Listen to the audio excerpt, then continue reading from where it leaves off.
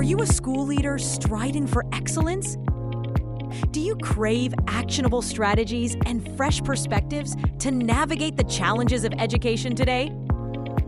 Get ready to take charge. This is Control, Shift, Lead, giving you something to control, something to shift your thinking, and something concrete to help you lead your school. With Jim Wichman of Inspired Edification and Adam Bush of AWB Education. Now on the Forward Ed Network, where they are advancing voices and shaping education.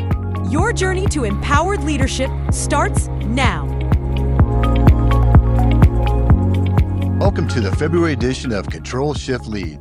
I'm Jim Wichman from Inspired Edification, and I'm glad you're joining us today. It's the first week of February, and while the winter stretch is in full effect, this often is our time of the year where the strongest connections are made in our buildings. And I think about that. The sun doesn't come out a lot in the Midwest during this time frame, and people really kind of get the woes, the woes, the uggs, or whatever you want to call it. True. So true. I am joined, ladies and gentlemen, I am joined by my co-host, as always, the Adam Bush of AWB Education. Adam, it's great to be back with you, and I really do enjoy these moments just so we can just connect as leaders, as people who try to inspire, who really just kind of lean into the educators. Yeah, I agree. I look forward to this every month. It's good to see you too again, Jim. Happy February. It's crazy. We're just moving along, just rolling along again. Another school year. It's nuts. I got a question for you, Adam. February 14th is coming in. Are you celebrate it or avoid it? Relationship? No. Oh, no. Happy wife, happy life, Jim. So I make sure that we celebrate that. And it's even on a Saturday this year. So that's like big time. I mean, we really got to go all out for it. And yeah, you bet. Got plans. We're ready. All of that good stuff. And make sure to take some more money. Do great things, with my spouse for sure. And don't get me wrong. It's a good reason to go to a nice restaurant and do all that other stuff. It's fun. It's good. I love it. It sounds like a crowded, hectic night and so forth. And I got to tell you, I've been blessed that we high five each other. And if we get a card, we go to we go look at cards at the Walgreens or whatever it is. I show it to her, she shows it to me, and then we put it back in and keep moving on. Oh, that's a good deal. I like that. That's kind of my expenditure line there too, Jim. That's the type of money I don't want to spend. So I love it. It's a great idea. Hey, Adam, I got to tell you, today I am so excited about our guest. This guy has done it all for a lot of people, but it's near and dear to my heart. This guy's been a friend of mine for probably third grade. I've known him since third grade, but probably a friend of mine since high school. And being 56 years old, you can do the math on that one. This cat is a 32-year-old veteran and a leader of Muscatine. Bob has worked with students across the spectrum from high school, middle school, in the sports, in special education, and high achieving. He has done it all. Absolutely. And he continues to strive and meet the needs of the people, the community of Muscatine. And his way of connecting with people, not just students, is second to none. He is a special dude. Hey, Bobby, thanks for being here today. I really appreciate welcome, it. Bob. I know. Thanks for joining us tonight. I appreciate the opportunity. I've actually been kind of looking forward to this. Good. Let's hope you say that at the end of it too. Let's keep that going. I love it. Love the attitude. Yeah, Jim knows that I wake up at 4:20 in the morning, so we'll see how this goes. The cat is at a gym every morning and Starbucks and Hy-Vee, and we know all about it. It's a routine. I have a routine. Well, Bob, I know he gave you a little bit of an intro, but can you tell us a little bit about Bob Long? What do our listeners need to know about you? Well, like you guys said, my name is Bob Long. I've been in Muscatine for 32 years now. If you would have told me in 1994 that I would have been in Muscatine for 32 years, I would have said, you are crazy.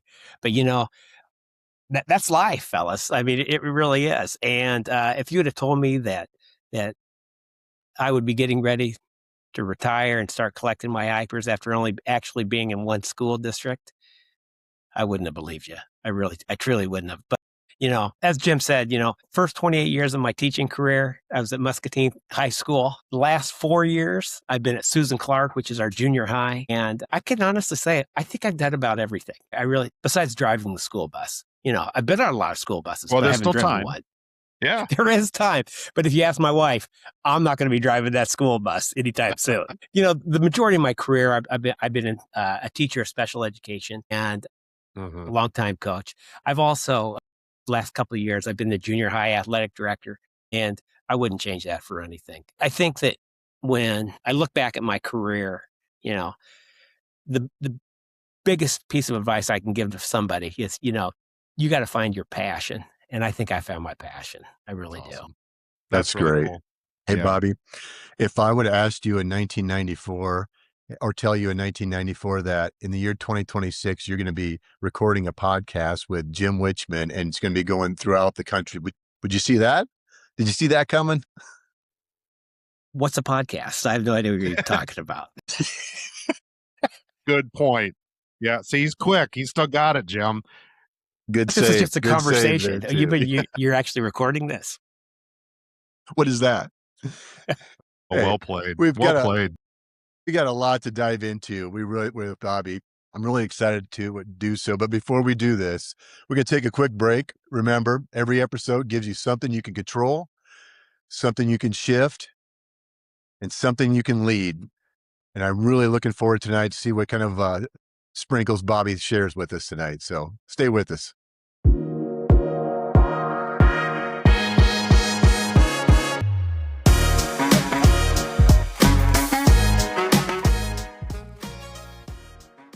All right. Welcome back, everybody. We are going to go ahead and jump into our first segment, and that is control.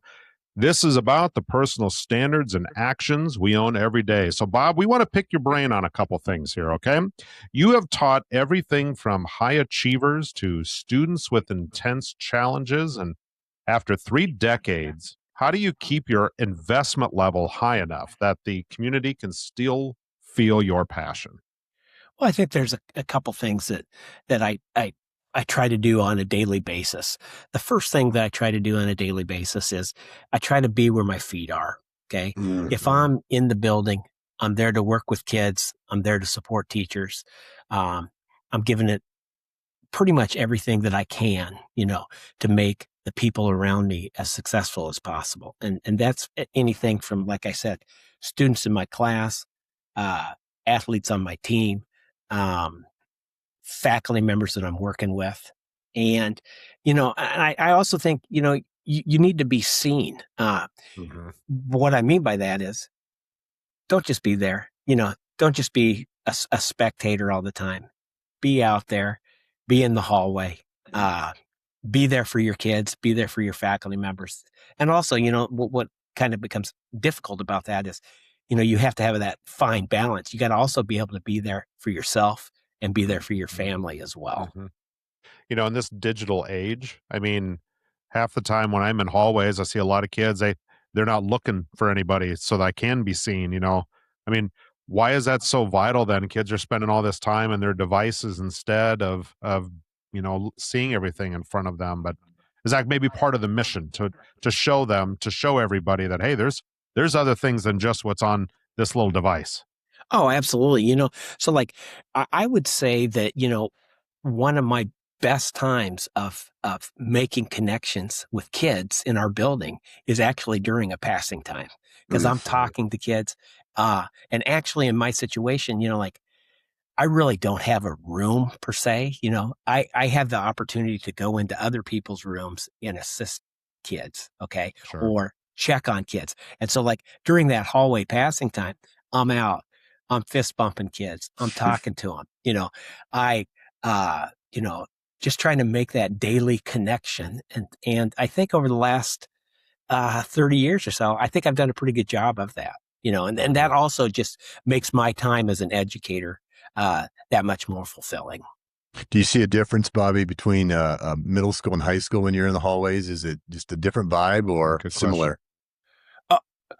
It's totally different. So when I moved from the high school to the middle school 4 years ago. Okay. For the first 28 years of my career, I was at Muscatine High School. The last 4 years, I've been at the junior high. Okay. When we came into the junior high, they had just instituted a no cell phone policy, not even in the hallways. Okay. And, I said to myself, it's like, yeah, like this is realistic, but it was. And so my first time in this building as an actual everyday educator in this building, it's like, it actually worked, as you guys know, you're administrators and you've been in buildings, 90% of the kids are going to try to rise to meet that expectation, 8 to 10, maybe 5%. They're going to try to buck the system a little bit, but, we were pretty successful with that.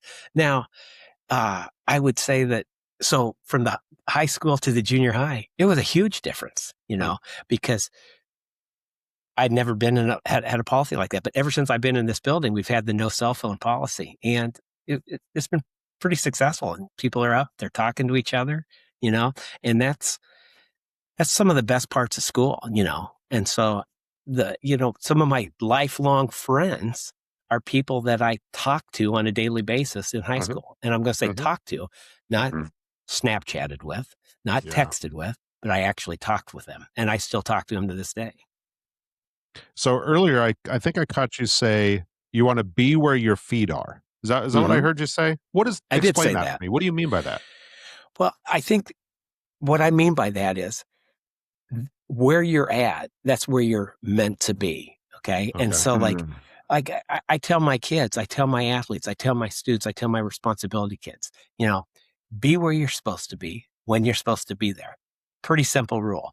And if I am where my feet are, my kids, my faculty, the people I work with, my community members, they know that I care. I'm trying not to think about other things. I'm trying not to think about the next time Jim and I are going to get together and be able to go out and have a guy's weekend or something like that.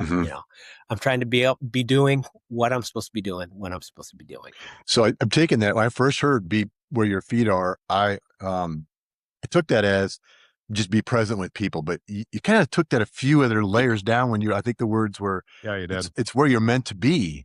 So because we often get that the rush of, I got to be someplace else. I wish I were, but be where you're supposed to be. I mean, this is it. This is where you're meant to be. So it's just a little bit deeper than being mentally present. But it is difficult. I mean, I'm not perfect with it by no means, but I try to be cognizant of it. Like how many times have you had a kid come up and talk to you, or a faculty member, or anybody in your building, and you want to get to that email, you want to move on to the next task on your list, okay? How many times have you had, let's just say, a list of 12 things you want to get done in a day, and then all of a sudden it's 20? And then here's little Jimmy, or here's somebody coming in. You need to be present for people. And that's also being part of being where your feet are. Yeah. And people are going to feel that too. They're going to know that this guy means business. He's here for me. And that's just, to me, what I hear you say, that it's that you're saying that everybody that's here is important. I'm showing them that they're important. They're important enough for me to be present in that moment with them. I think that's very admirable. Yeah. What a great thing we can control. Yeah. Yeah, absolutely. It's like, I was talking to one of my, a lady that I teach ELA with. I go in, I co-teach in her classroom. And we were talking about how, I can go to Hy-Vee, and the number of people that call me Mr. Long, and I kind of think to myself, it's like, I've been in this place for so long, and it's like, I might be making a difference.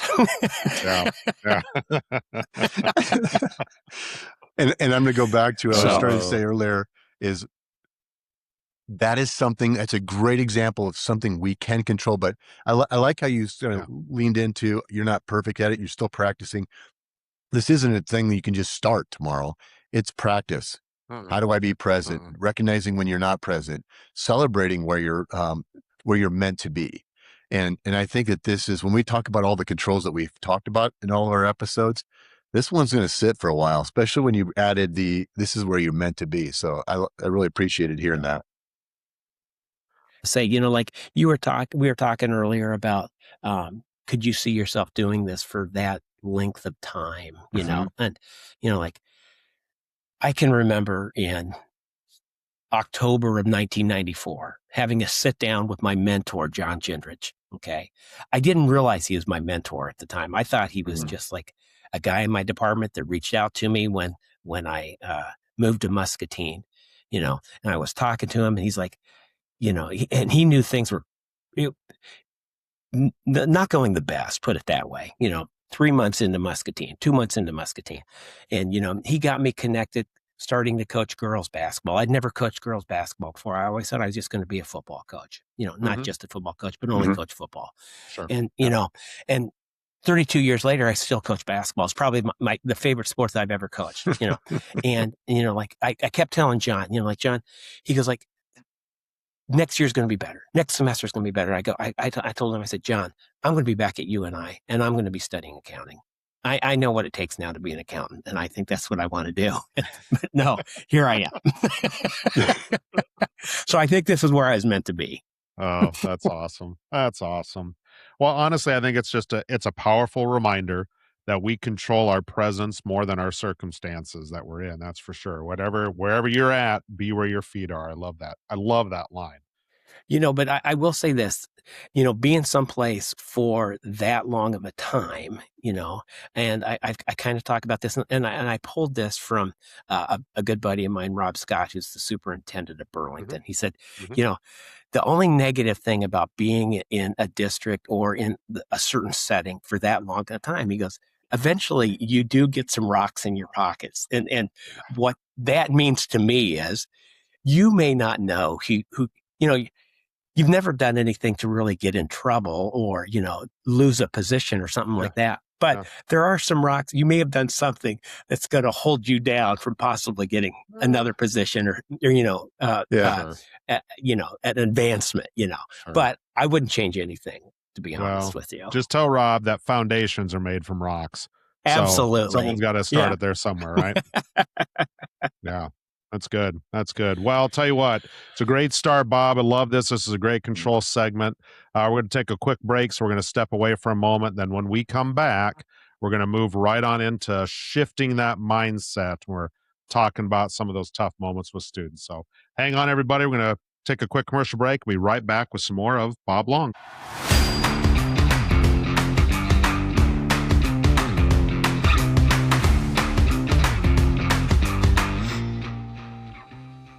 We are back, and it's our time to talk about shift of control shift lead. This is where we challenge the traditional way we view our roles. And Bob, we want to look at how we handle the heat of the moment. So the business of education, you have fascinated with this take on how we are to be where our feet are. So tell me a little bit about it's the business of education, how it's not personal, but it isn't business, but it is business. Can you kind of explain the middle ground with that? Well, so I kind of look at public education as, like we don't get a pick who's coming in our doors. True story. At least very often. Okay. Yep. And we can really only control what's happening inside our walls. Okay. And we can only provide what our kids need. Unfortunately, when they leave our buildings, and many people know this, you see it on a daily basis. You can't control what happens to the kid or the student outside of our building. Okay. And also, that's could be also said with your faculty members. There's things out there that I like to refer to as precipitating factors. Okay. Just think about this. You're getting ready to come to school in the morning. Okay. Something happens. Okay. Flat tire, forget your phone at home. Don't have your keys with you. Don't have your computer. Okay. It just throws everything off. That stuff happens to kids that come into your classroom. Okay. But some things that happen to the kids that come into their classroom that you can't control is maybe that kid went to bed last night without having dinner. Maybe that kid went to bed last night and their parents weren't home. Yeah. Or maybe that kid that is 18 years old that comes into your first period class every morning, 25 minutes late. Okay. Maybe it's because their parents have to go to West Liberty Foods and be at work at 4 a.m. So it's their job to get their sibling to Jefferson School. That's why they're late. That's a precipitating factor. Okay. So we make these kind of schedules and constraints in a school day, and, everybody's supposed to kind of follow them a little bit. But, sometimes you need to make some concessions to kids and families that need a little bit more, and so that kind of goes back to another premise that I kind of follow. It's not necessarily, we're not going to treat everybody fairly, but we're going to give them what they need, okay, to be successful. And that's why I really like public education, because we take everybody, and a lot of times you have no idea the rocks in those kids' pockets when they're coming in your building. Yeah. And sometimes that's good, Bob. And I think I was just going to say, sometimes having that grace too. Sometimes you forget about that. Yeah. Those precipitating factors might have just thrown off that perfect lesson plan that I had ready to go for first period, but me taking it out on the kid is not going to solve anything. I can tell you that much for sure. I mean, heck, just last week, I showed up to my first meeting of the day late, and I think I was late the rest of the day. No matter what it was, I was late to everything. I even said that to somebody at the end of the day, like, I've been behind all day. I've been behind all day long, and I'm glad nobody took it out on me. They're just, no, it is what it is. We move forward, and we have to have that same grace for our kids too. Yeah, I mean, just a quick little story here. Like last year, we really try to do a good job of getting to school when we can get to school. As long as it's safe. And we have a family, and family that struggles. Okay, and there's people in our building that try to help these kids. Okay, from this family. Last year they were in junior high and they were in elementary school. Well, we had a 2-hour late start because of cold. Okay. And sure enough, those kids and family didn't know that there was a 2-hour delay. Okay. And so, but mom, is trying to do everything she can to get her kids to school. Okay. It's freezing cold. They ride their bikes to school. Okay. They don't have the best, so they're not, socioeconomically they struggle. Okay. And sure enough, they ride their bikes to school. No school for 2 hours. Okay. Things like that, those are things that we can't control. And like you said, Adam, those kids come to school like that every day, and they have needs that other kids don't have. And you've got to try to meet them, and you got to meet that kid where they're at. Okay. And I'm supposed to try to teach him 8th grade math. So you talk about, like you said, the flat tire where we just get knocked off our focus. Adam got knocked off that one day and he was late, which is Adam's not, I don't know if I've ever known Adam to be late. So I could see that was probably a bigger deal to Adam. That was pretty unusual for me. It was so much that I noticed it. Yeah. Yes. That might be a little bit normal for me, but I could see how that would be like just knock you off all day. How do you like an Adam that day, or how do you like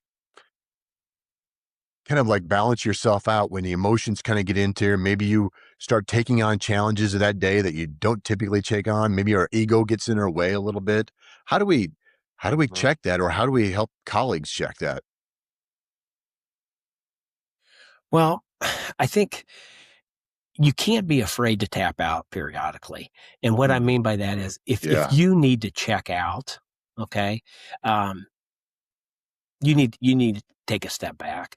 And, like, it's just like when kids call faculty members names, it's hard not to take that stuff personal at times, but, it's like, eventually you can only take so much, and you've got to know where that breaking point is. And also, if somebody comes up and tells you that you're probably reaching that point, it's probably wise to listen a little bit. Yeah. I was just talking with some faculty about that. I used to, when I would get animated a little bit and my ego probably got in the way, I always taught people that if you tug the back of my shirt, don't say anything to me, but just give me a little tug in the back of my shirt, I'm leaving. And sure enough, every time I got that, I trained my brain. Every time I got that tug, boop, out. Everything was fine. Everything was safe. And everything got better. With that. So, like very, very similar. I have one other story very similar to that, Jim. I used to coach 7th grade football with a man, and he had a little tick. And when he would get nervous, the tick would really be noticeable, and I would call the offense and he would call the defense. And so one game he wanted to call the offense. And then, so he kind of started talking about when he gets nervous. And I knew this, that, he goes, my wife would appreciate it if you would just kind of like smack me in the back of the head. Just kind of focus me a little bit. Not hard, just kind of tap me. Just tap me in the back of the head. And I go, what? And he's like, yeah, just tap me in the back of the head. And so he calls a play. We lose some yards. He calls another play. We lose some more yards. And then his tick goes off. It's like, smack him in the back of the head. And he kind of looks at me. He's like, what's that for? And I go, well, your wife said, that's time for you to tap out. And he goes, okay, here's the play sheet. Now it's like 3rd and 30. See, he knows. That's exactly what it is. It is great. I did exactly what he told me to do. Well, I'll tell you though, I think that you're onto something here. So like the group that I work really closely with in my current school district, we were talking about this before the show here today, Bob. It's a group of some troubled youth. Their story to get there, a lot of trauma with this group of kiddos that the staff works with. And we've been doing some work around your window of tolerance. Are you in it? Are you out of it? And how do you recognize that? And it's funny. I laugh because it reminds me of the old Saturday Night Live skit. I believe it was Rob Schneider. They've got themselves trained that if they feel like they're getting a little bit out of control, they just radio somebody to come to the room real quick because they need to go make copies. So it's always, we're making copies, right? But for them, to the kids, they don't understand, all right, I think I gotta go make some copies. That's all right. But it's really that moment for them to get out of there. Somebody else taps in, steps in that moment, gives them a chance to get themselves refocused. And it took a little bit for that crew to admit maybe, that, hey, I need to step out real quick. I don't have full control at all times, which is okay. It's good to notice that and to recognize that. And tell you what, that's been a huge win for that group. And I still giggle because, again, we're making copies, but but it is. It's a simple like code word.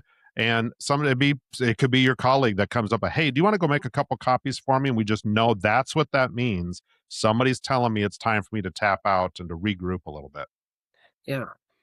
I mean, and kids know. The kids know, yeah. They know, I mean, what they know is that we are human. What we're showing that, and I'm going to go back to what you said earlier before we slip into break here, and that is, don't be afraid to tap out. That doesn't say that. I mean, sometimes I think that educators and administrators think that we have to be like the best, the superpower, this hero, save the day. No, man, we're human first. Yeah. Title second. Don't be afraid to tap out. I appreciate that. Hey, Bobby, the shift from equal to needed, that changes really everything. And I love that concept. Don't be afraid to tap out. We're going to take a break here, and then we're going to come back with the lead segment to talk about the power of positive reinforcement. Stay with us, everyone.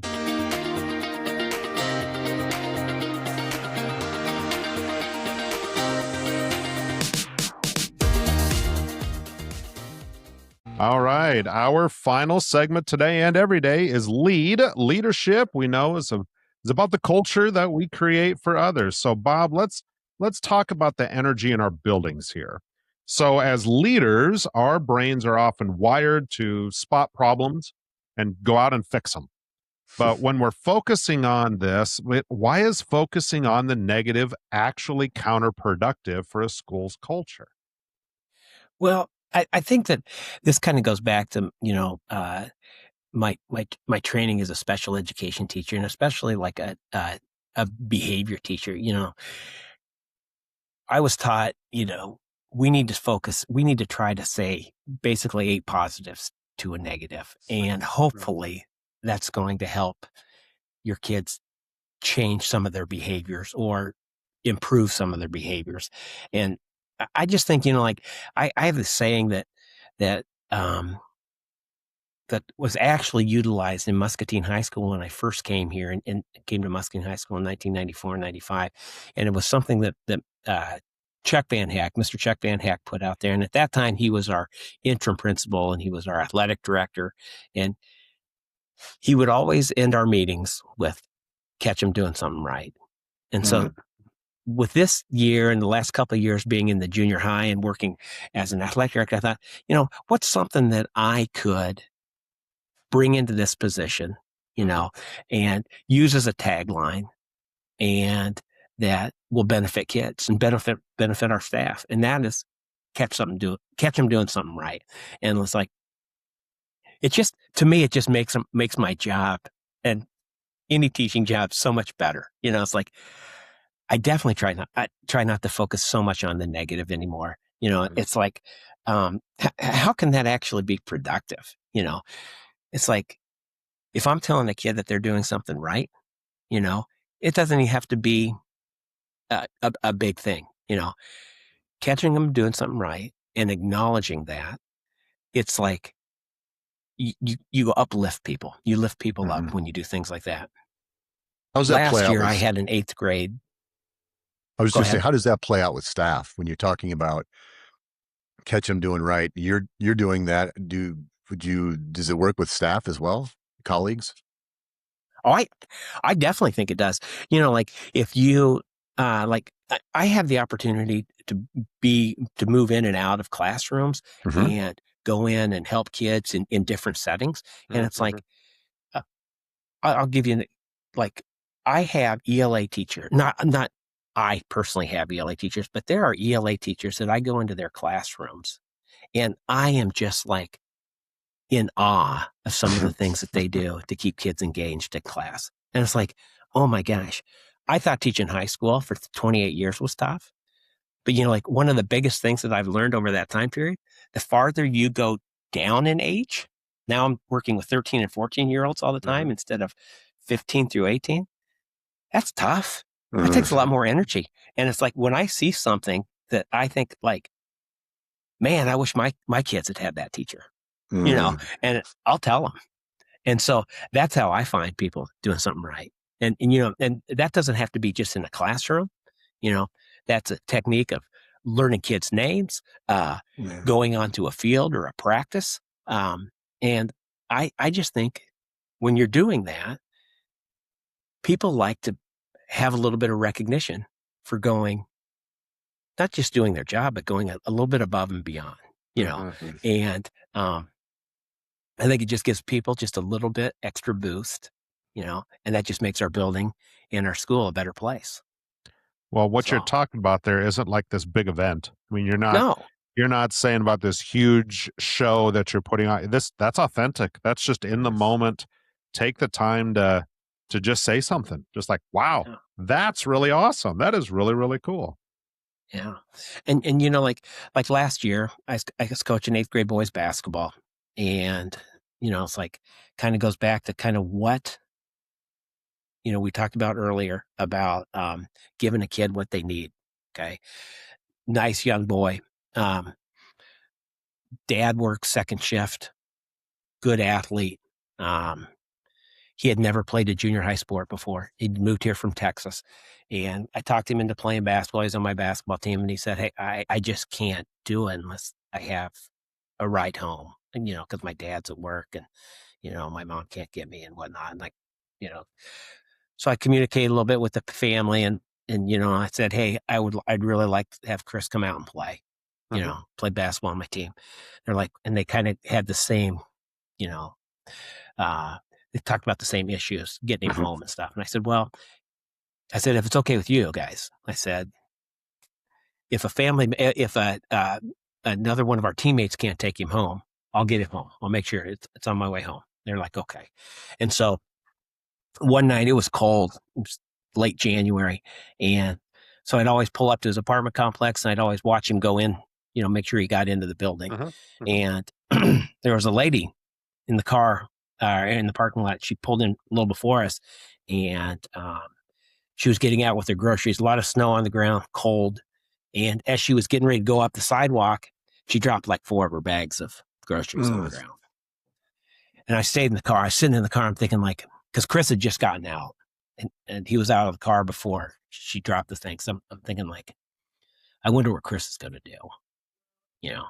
What do you think he did? He helped her, picked up her grocery bags, took the ones out of her hand, helped her up the stairs because it was snowy, got her inside, and so sure enough, student of the month, here comes Chris. I think I caught him doing something right. Yeah, absolutely. And, it's like 14-year-old kid. Not everybody's going to just help somebody in that situation. So he did something right. Think about all the things that played out in that kid's world. So they move, new family, new relationships, new. And then if the string of you seeking him out, you talking with him, you get working with the parents, talk about transportation. I don't know if that person walking in with the groceries would have had that opportunity to get support, because I think that just the universe just kind of puts us in the right place. Heck, I'll use your terms. He was where he was meant to be. And I think that is just a kind of a tribute to you, Bobby, but also to Muscatine educators throughout the country, that you just put a little bit in and watch. And it is amazing. So what a great story with that.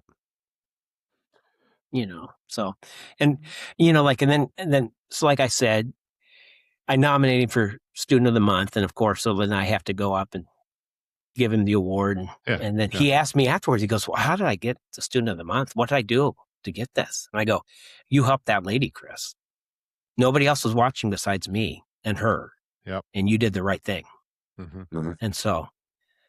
Yeah, that's powerful. That's why he won. Cool. That's why he earned, that's not one. That's why he earned that award. Yeah, that's a story he's going to remember for a long time. That's for sure. And think of all the negative things that you hear about kids. Yep. I don't know if he knew that. I'm sure he talked to the lady before, because they live in the same apartment complex. But maybe he did the right thing. Yeah, maybe not too. Maybe. Yeah. This might be might be the right time for my annual or regular monthly. Man, middle school people are amazing. It drives me crazy when people talk about them as they're the crazy kids. You're crazy for working with them. Man, no, they are special human beings. They are going through some stuff. They're going through some tricky stuff. And if they just have people who see them as humans first and embrace them and connect with them and don't take things personal, just really understand the human that they are first, it is the most amazing age level, I believe. And so props to you, Bobby, and everybody else that poured into that young man throughout his career as he moved into Muscatine. But just I wish more people saw middle schoolers through the lens of what you just talked about right there. That's for sure. That's for true. Well, I think the character that he showed right there shows me that he's. I don't know the kid at all. Obviously, didn't catch. Chris, I think was the name. That's much as I know about that young man. However, someone who's willing to do that in that moment without being prompted. I don't care what the day is like with him at school. That kid's got a chance. That kid's got a future. Yep. That's really cool. It's a neat story. Love it. Yeah.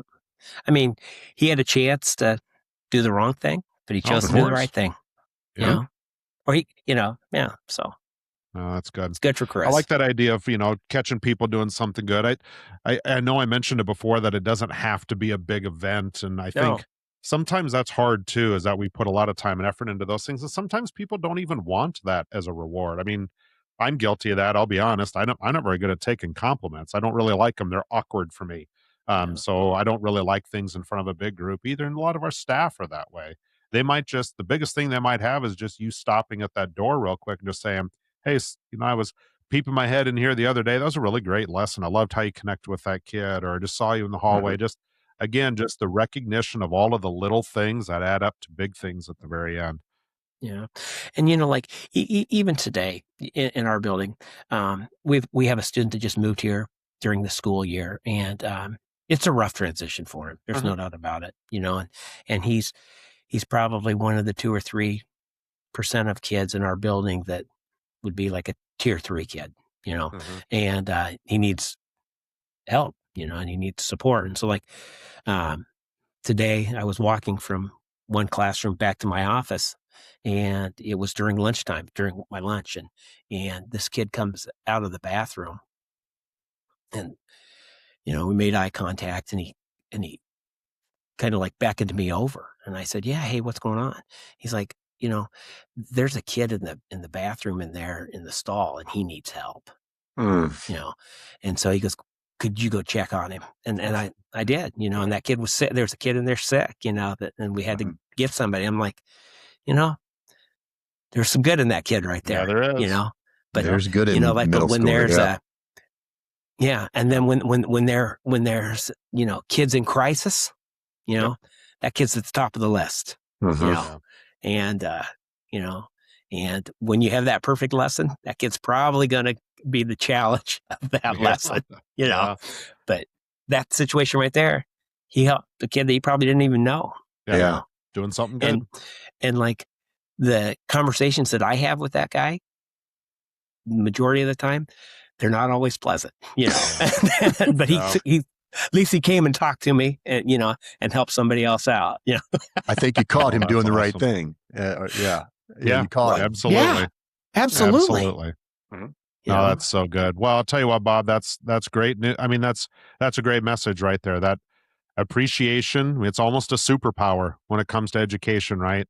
It's that little thing that can go a long ways. And kids like that, just, catch them doing something good. That's awesome. That's really good. Well, hang on, everybody. We'll be taking one more quick break here. We'll be right back to wrap up this episode of Control Shift Lead with our amazing guest here, Bob Long. So hang on for a second. We will be right back.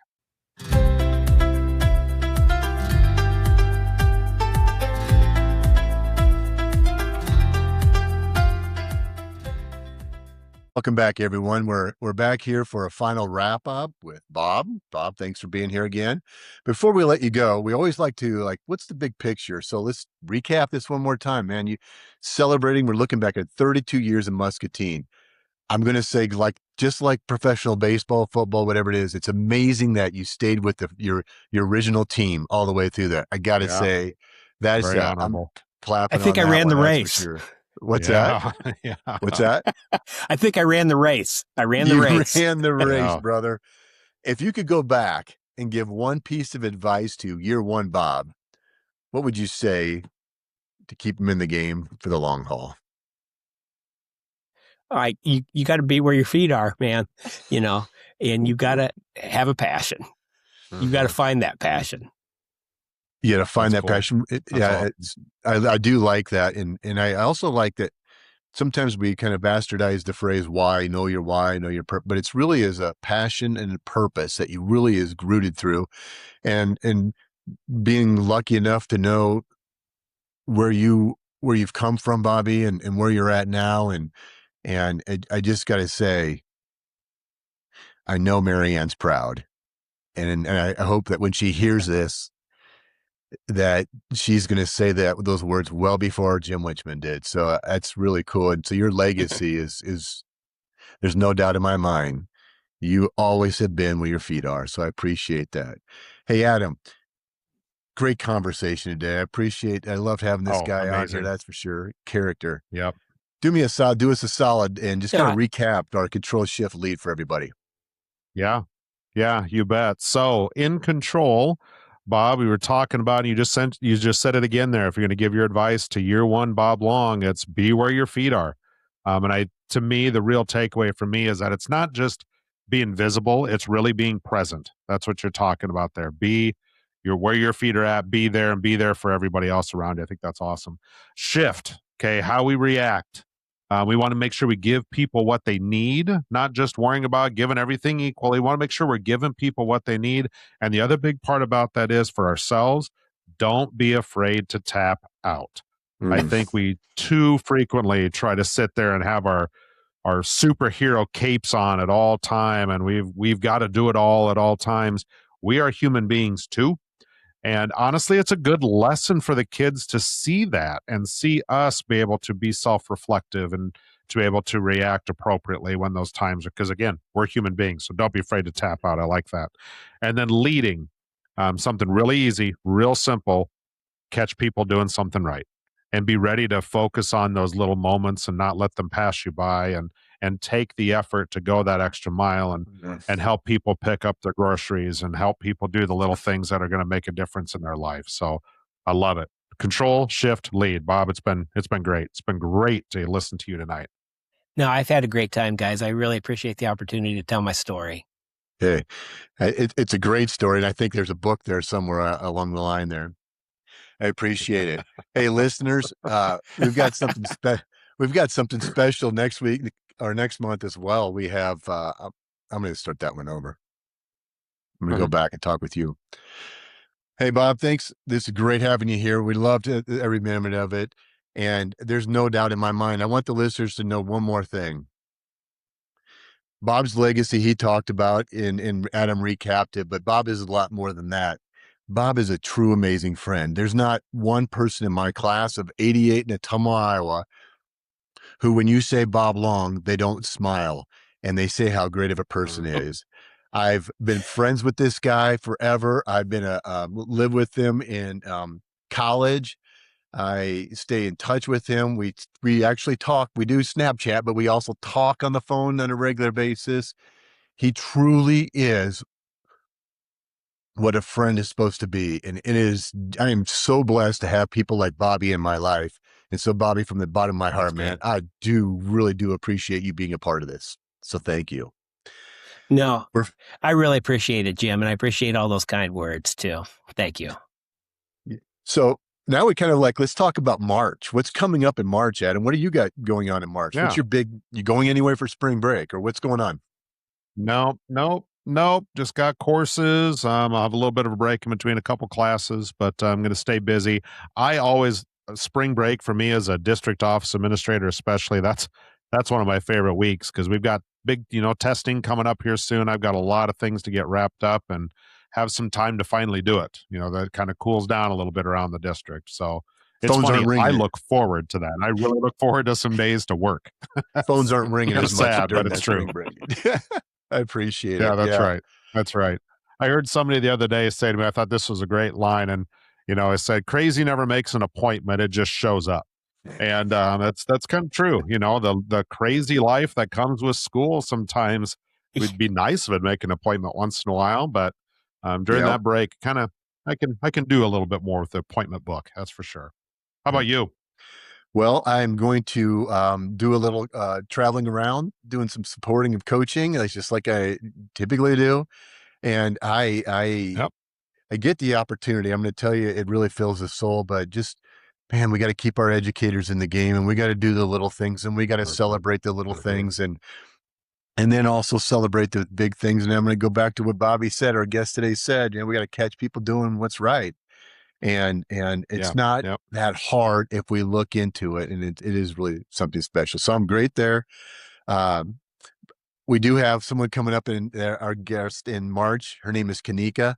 What's unique about Kanika is single parent, middle school administrator, New York upraising. I mean, she has got the game of everything. And I got to tell you, if this person's story doesn't motivate you and inspire you, especially female leaders of the world, she has got something special, and I can't wait to hear her story as well. That's great. So Kanika will be joining us, and that's just like we've been blessed with some amazing guests on our podcast. That's for sure. Yeah, I would agree. Bob, you're right in that boat. Been very appreciative of the effort, and been very appreciative of your message tonight. It's just been really fun to hear that and to meet you for the first time. This has been great. Well, I've had a great time, and I appreciate everything that you guys do, and keep helping kids. I love it. That's what we're here for, I think. So, listeners, thanks for coming in. I got to tell you, Adam and I have been working on with some of our colleagues on something pretty big, and I think it's going to be something that As educators, it's meaningful, it's manageable, and it's tangible. So it's not just some fluff. It's like really stuff in the moment. How do we help educators? So stay tuned with us for that. But once again, I'm just going to tell everybody, thank you for being a part of this. And no matter what, under any circumstances, you're never alone. If you've got nobody else, you've got Adam and Jim. Thanks for popping in, everybody. And hope to see you, be a part of next time on Control Shift Lead. You've been listening to Control Shift Lead, brought to you by Inspired Edification and AWB Education. We're glad you joined us for today's discussion on empowering school leadership. To dive deeper and explore more of Jim and Adam's work, find us at www.awbeducation.org. Thanks for listening. We look forward to connecting with you again soon.